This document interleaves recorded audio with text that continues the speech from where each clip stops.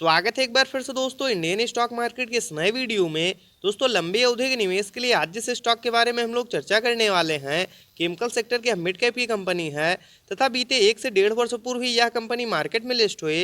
दोस्तों जब ये कंपनियां मार्केट में लिस्ट हुई तो शुरुआती दिनों में शेयर बाजार में हम लोग काफ़ी ज़्यादा तेजी देखने को मिल रहे थे और इसी वजह से ये कंपनियां काफ़ी तेजी के साथ ऊपर गई। लेकिन पिछले लंबे समय से हो रही मार्केट में लगातार गिरावट की वजह से इन कंपनियों में भी हम लोग लंबे समय से प्रेशर देखने को मिल रहा है। तो क्या फ्रेंड्स इनके व्यवसाय को देखते हुए इस गिरावट के समय में इस पर्टिकुलर स्टॉक में खरीदारी करना सही रहेगा? इन सभी बिंदुओं पर हम लोग डिटेल में चर्चा करेंगे और जानेंगे इस पर्टिकुलर स्टॉक के व्यवसाय के बारे में। तो आइए फ्रेंड्स वीडियो को स्टार्ट करते हैं। सबसे पहले फ्रेंड्स यदि कंपनी की बात की जाए तो clean science and technology limited के नाम से यह कंपनी जानी जाती है। वहीं फ्रेंड्स यदि एनएसई की बात किया तो क्लीन के नाम से यह कंपनी मार्केट में लिस्ट है। वहीं फ्रेंड्स यदि इस गिरावट में करंट प्राइस की बात की जाए तो 1395 रुपए के आसपास यह पर्टिकुलर स्टॉक अभी जो ट्रेड कर रहा है। वहीं फ्रेंड्स यदि बीते 1 से 1.5 वर्ष में रिटर्न रेशियो की बात की जाए तो मार्केट में लगातार गिरावट होने की वजह से 14 से 15% के आसपास निगेटिव रिटर्न हम लोग इस पर्टिकुलर स्टॉक में शो हो रहा है। तो क्या फ्रेंड्स इन लेवल्स पे लॉन्ग टर्म के विजन से इस पर्टिकुलर स्टॉक में खरीदारी करना सही रहेगा?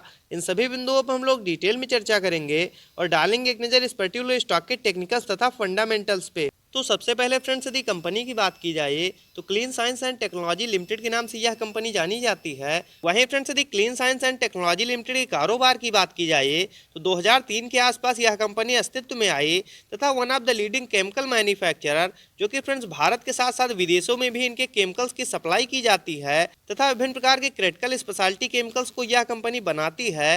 दोस्तों क्रिटिकल स्पेशलिटी केमिकल्स की बात की जाए तो ये काफ़ी रेयर केमिकल्स होते हैं तथा सभी कंपनियां इन केमिकल्स को आसानी से नहीं बना सकती, इसीलिए इन केमिकल्स की डिमांड दोस्तों लॉन्ग रन में सदैव रहने वाली है। वहीं फ्रेंड्स यदि इनके द्वारा बनाए गए परफॉर्मेंस केमिकल्स की बात की जाए तो MEHQ, BHA तथा AP शामिल हैं। वहीं फ्रेंड्स यदि फार्मास्यूटिकल इंटरमीडिएट्स की बात की जाए तो ग्वाइकोल हो गया तथा DCC हो गया।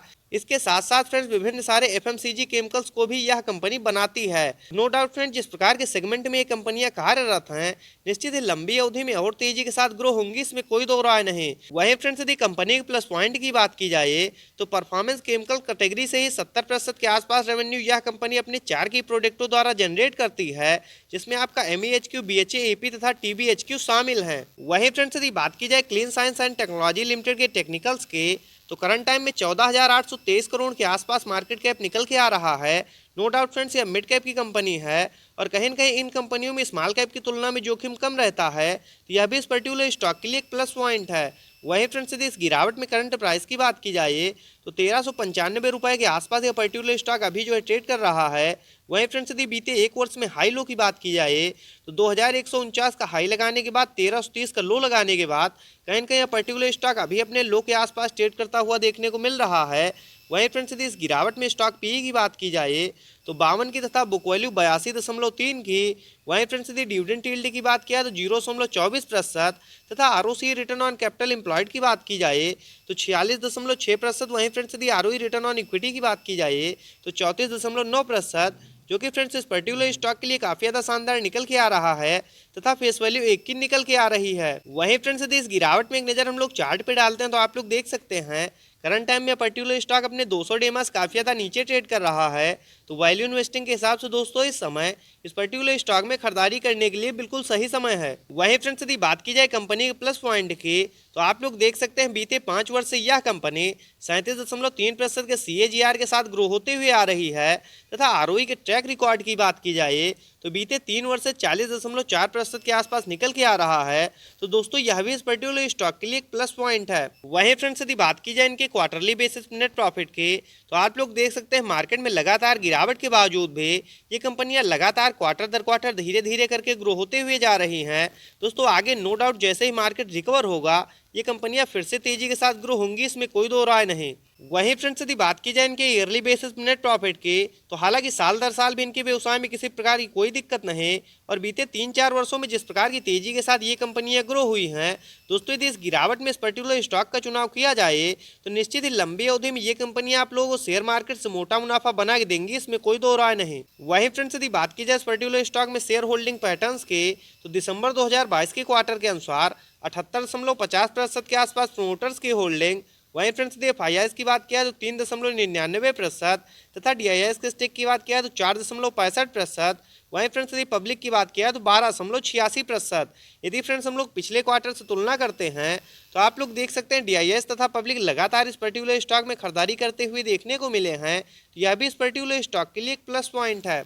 वहीं फ्रेंड्स यदि इस गिरावट में करंट प्राइस की बात की जाए तो 1395 रुपये के आसपास यह पर्टिकुलर स्टॉक अभी जो है ट्रेड कर रहा है। वहीं फ्रेंड्स यदि RSI लेवल की बात की जाए तो 40 के आसपास 41 का काफ़ी ज़्यादा शानदार निकल के आ रहा है।